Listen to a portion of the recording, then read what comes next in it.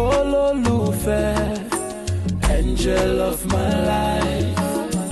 For the love I have is so real.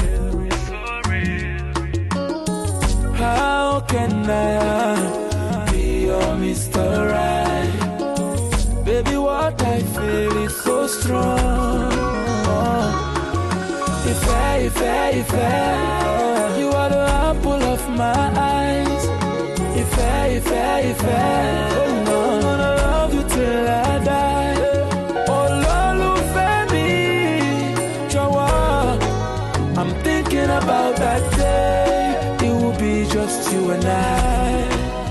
Will you be my wifey? I'm gonna be your wifey. Angel of my life.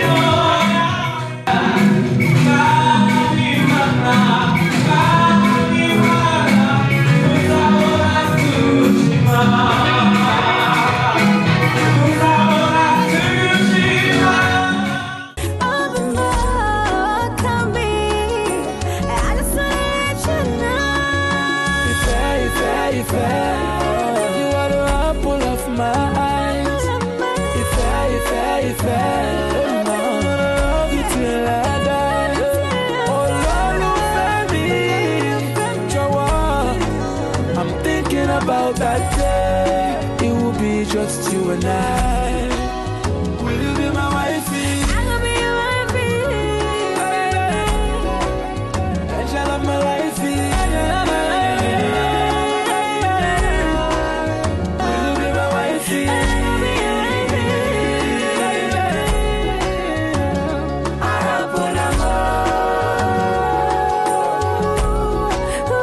Thinking about that day, it will be just you and I. I'm dreaming about that day.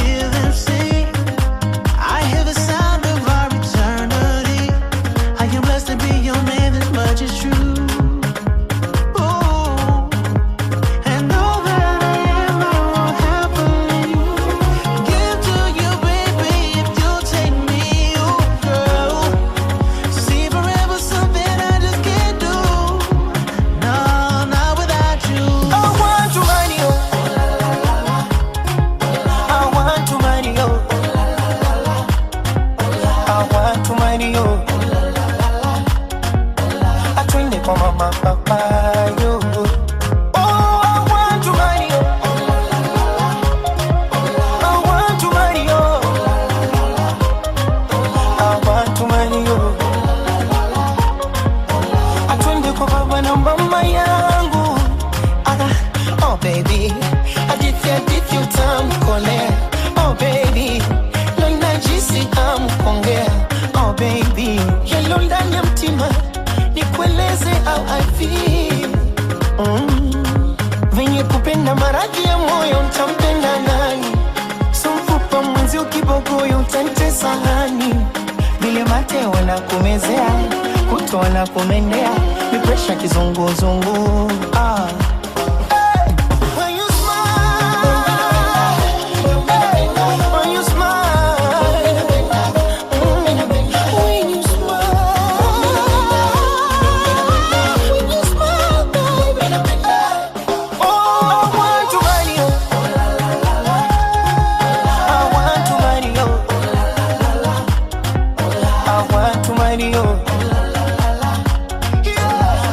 Mama, papa, yo. Oh, I want to marry you. I want to marry you. I want to marry you. Atwende kwa baba na mama yangu. Now and forever, we'll be together. Hold me tomorrow. Say you'll be with me tonight.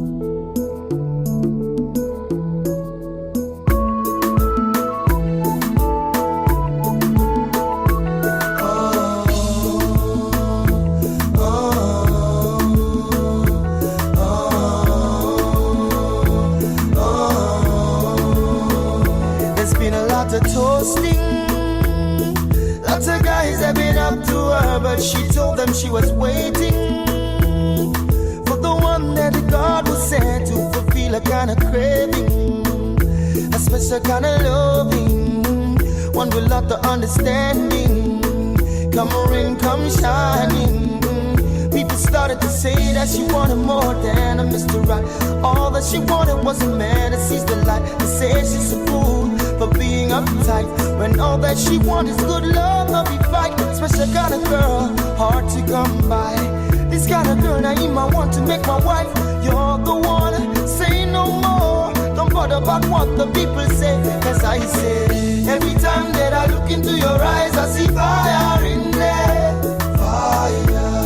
And if you look into my eye, you see desire in there. Desire. Girl, if love is a crime, then I want to be wanted. Said if love is a crime, I'm willing to be haunted. Got a lot of respect for you, cause your kind is so rare. So rare. It's kinda hard to imagine, but I know you're out there. You're out there. And if love is a crime, then I want to be wanted. If love is a crime, I'm willing to be haunted. She said to me, do you wanna be the last man standing? She said to me, do you wanna be the one that them complimenting? Oh yeah. Girl, I wanna be your beginning and your ending. Oh, I wanna be the only one that you be sending. I can't believe she's still a virgin. Lots of guys have been up to her, but there was no compromising. She be strong, she be keeping herself until the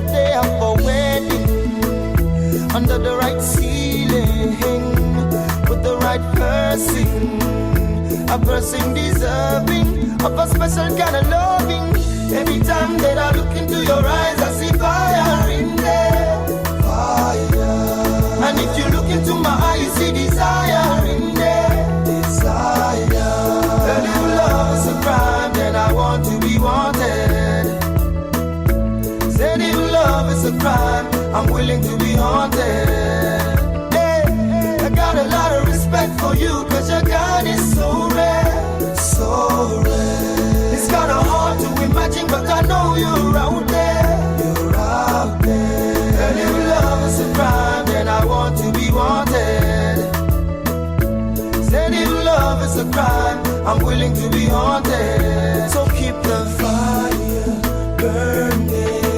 Keep the fire burning, burning, burning. Fire burning. Keep the fire burning. Keep it burning, burning. Keep the fire burning, burning, burning. Fire burning. Keep it burning, keep it burning. Even love is a crime, then I like to go jail. I said even love is a crime, then I prefer to stay jail. Keep the fire burning, keep the fire burning, burning, burning. See, every time that I look into your eyes, I see fire in there, fire. And if you look into my eyes, you see desire in there. Girl, if love is a crime, if love is a crime, fire. If love.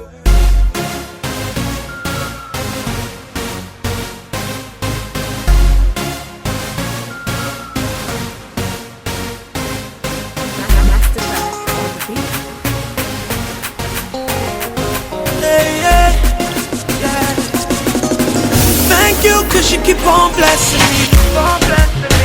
Keep on blessing me. Keep on blessing me. Keep on blessing me. Keep on blessing me.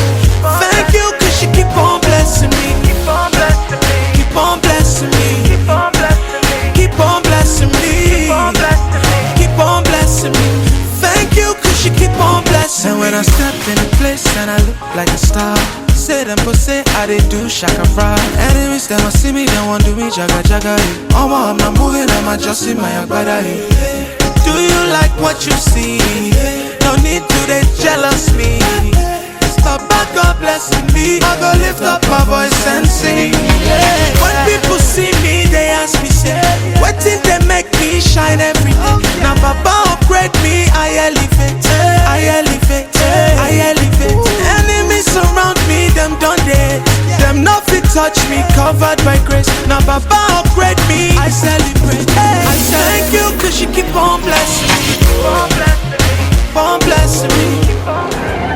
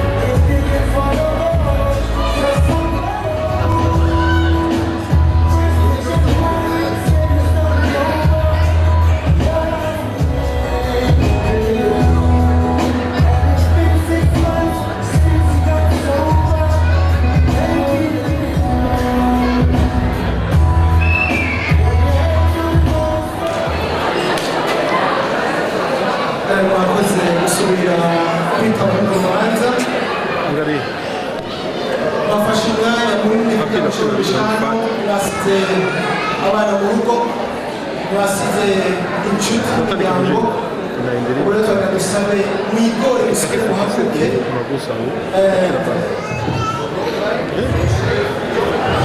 bari abantu mubona bicaye harya baberewe kurya bashaka guhaguruka kugira ngo mugire sante kugira ngo mwumve ko munezerewe mumerewe neza atakibazo mufise tubasabye no muhaguruke mugire sante hamwe neza inshuti zacu tubasabye muhaguruke mukashobora kugira sante hamwe n'ababyeyi n'inshuti n'abagenzi tubasabye muhaguruke mushobora kugira sante hamwe n'abandi ubishoboye muhaguruke uzamuze neza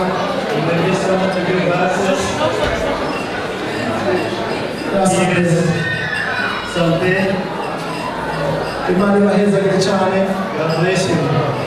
urashobora gusaba gufata icyiciro cyane murakoze iyo mwari isite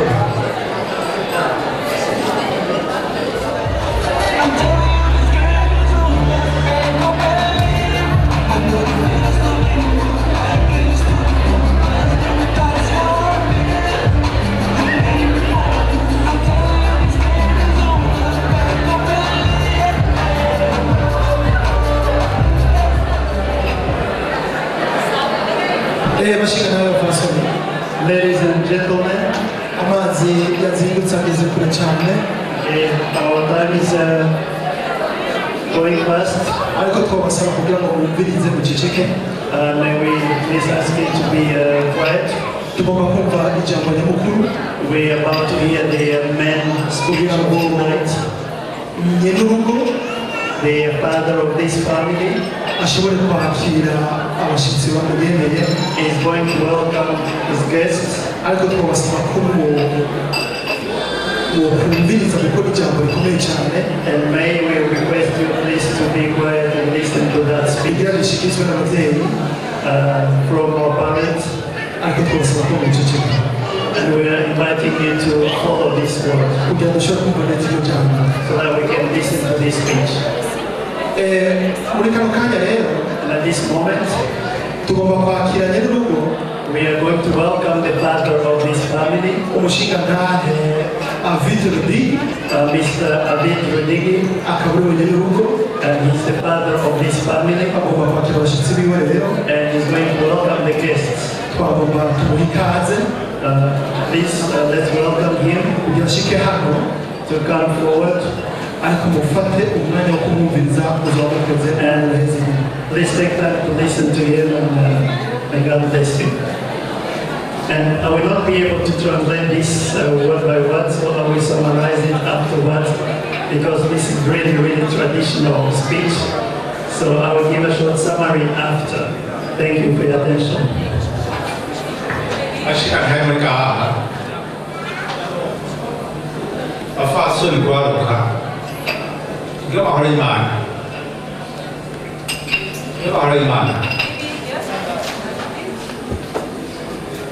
Amaruko Bazilitano the ashes take at Betia Maruko Ikirote alikuwa atumuruni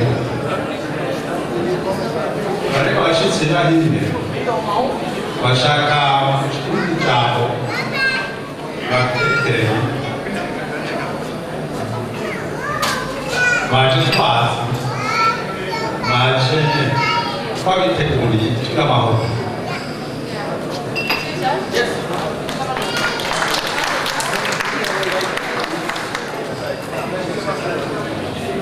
Mr. Abid Rodigi just said a word of welcome to all of his guests, to his family, that we have time enough to sit and share what we have prepared for you. And so please be seated and enjoy the evening, and you're welcome in this family. Thank you very much.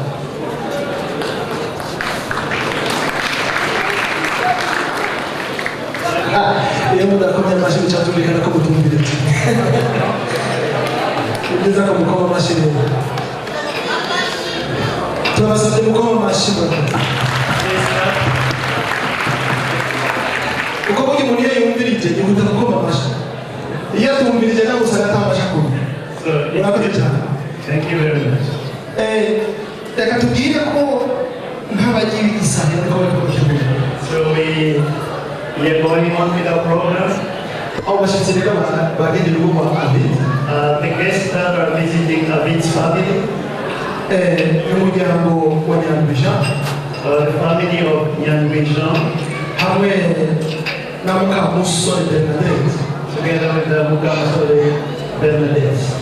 Ariko hakaba ariwe serukiye umuryango.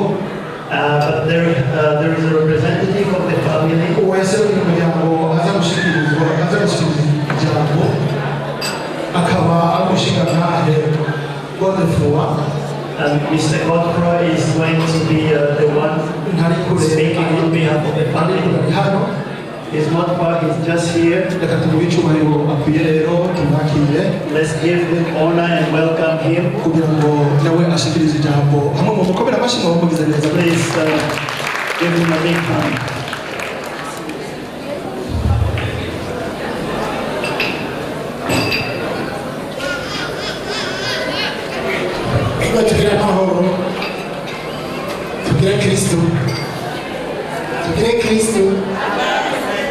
Kristo kandi murakoze ahagaze ngaha kuko umushinga yaje kuyivuga ahagaze ngaha ku izina ry'umuryango wa Nyandwisha yari n'umuranje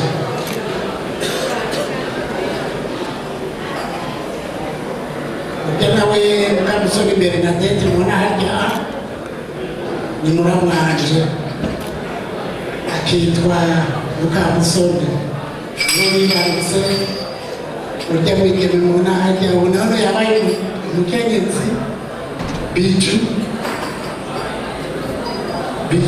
irindi zina rya Biju yitwa Audrey. Urumva rero ndaryohewe cyane no kuza mu rubanza rw'aba bafite intore muri mbere yanyu, mu rubanza rwa Marc na Audrey. Icyo gihe rero nibuka yuko igihe umushinga nawe Mudigi yaza mu rugo kwa Nyandwisha yaje urabona avuye ahantu kure, ahantu bita mu Gitaza. Avuye mu Gitaza azi Gishuri, umusozi Nyarusange, komine Gishuri, mu ntara ya Gitega, aje gusaba urukundo. Tumaze kumubaza ashitse mu rugo turamaze kimugenza atubwira yuko azanywe n'urukundo, azanywe n'ubumwe. Mu nyuma turayaga, tumaze kuyaga atubwiye ko turi amasabo, nawe abaye musavyi turamugabira kuko yari yaje ari kumwe n'umuhungu wiwe urya Marc nyene bari kumwe, turamugomwa natwe niho twaca tumugabira. Ego niko bari mu mahanga, yavuze ko turi mu Burundi, bari mu mahanga murya Audrey yari hanze mu mahanga, mugabo umuhungu Marc yari yarashoboye gushika, arashika baza bazana ukuri. Ntitwamuharuye mano uramubaza, ntitwamuharuye intoki, twaciye tumugabira kuko yazanye iteka. None mushinga nahe Mudigi twayanze mukuri iyo twayanze urabona ko twatahana isango y'uwo munsi y'uko dushobora kukugabira ariko naho twari twamugabiye twamubwiye tuti tuzokwegurira umunsi urinzira none uwo munsi n'uyu munsi ubona dutonze hano nyakubahwa rudini uyu munsi rero uri hejuru nagomba gushikiriza yaba wa mwigeme baza gusaba ya misozi batunga uca hejuru tumanuka imisozi n'iyindi imwe mukanzaganya umurondera ubona ngushikirize izuba riva ishengero rikoranye birahabe yuko tutayanze amasigara cyane agomba umwungere muto w'inyegere nabwo unyegere ndabigusabye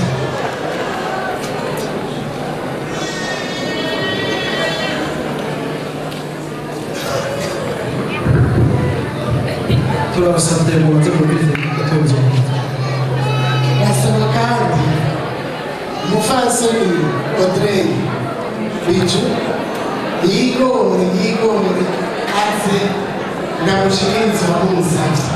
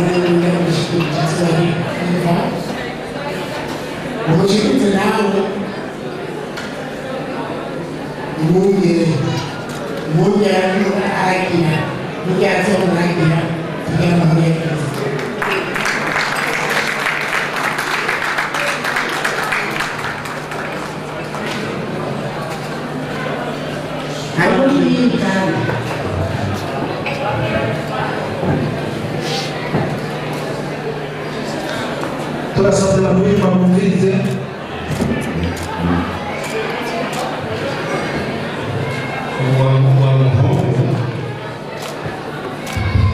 babaye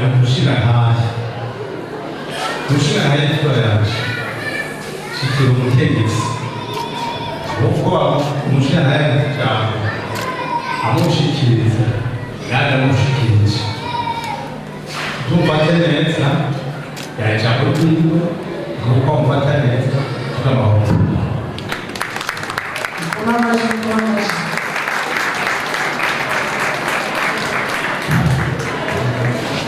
sinaribaheze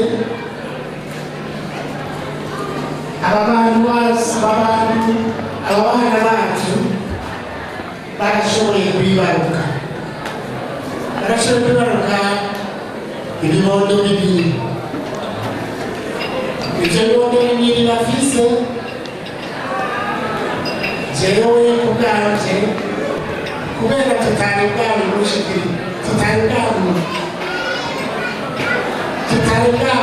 mushikirize umugeni abo bana nabo nabita aho kwa Nyanzwija ubwabo ubu turabasangiye abashimije n'abageni ubu n'abacu twese tugira amahoro ya Kristo.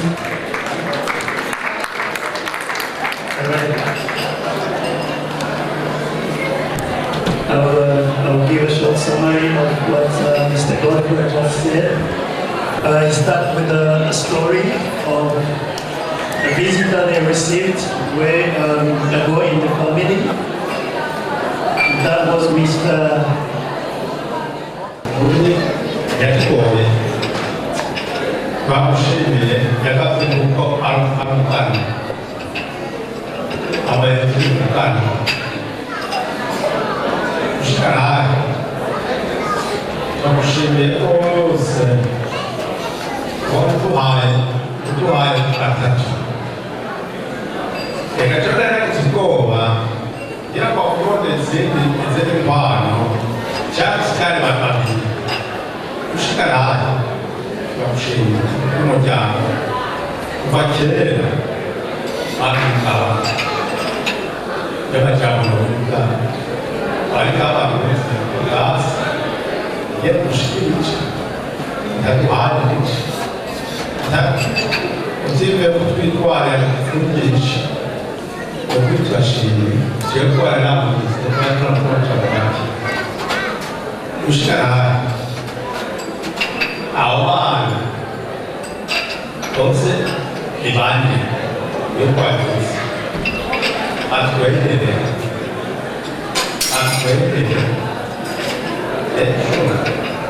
abwira isi yose nuko bari bakora ati ejo bafashe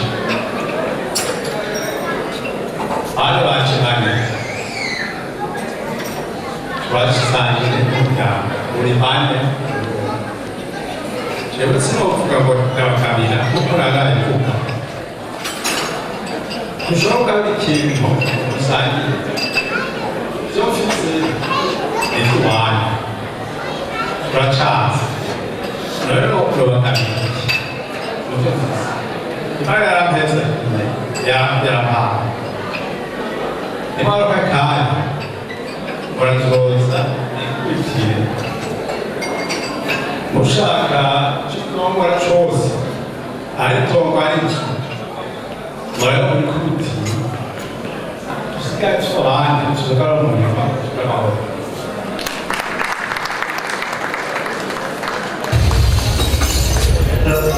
So the word of thank you from this marriage is also blessing this couple, Mark and Bijou, and their children. We officially invited Mark and Bijou to come and visit the family and visit the land, and whatever part of the land they like, they can have it. But more than that, is wishing them blessings from God and all prosperity and happiness forever as a family. Thank you. kumva abariko baravuga kuko gusenga aho birabanza kubahirizwa gatoyi tugira dusabe n'umukozi w'Imana asenge